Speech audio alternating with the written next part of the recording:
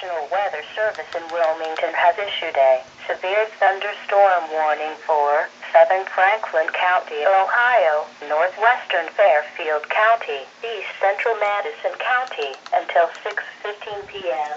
At 5:40 p.m., a severe thunderstorm was located over Grove City, moving east at 35 miles an hour. Hazard: quarter-size hail. Source: trained weather spotters. Impact: damage to vehicles is expected. Locations impacted include Columbus, Grove City, Pickerington, Canal Winchester, Groveport, Opitz, Lovopolis, Urban Crest, Harrisburg, Lockbourne, Bryce, Georgesville, Blacklick Estates, Wrightsville, and Darbydale.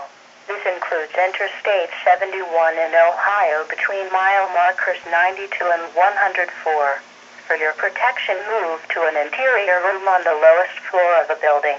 To report severe weather, go to our website at weather.gov/ILN and submit your report via social media when you can do so safely.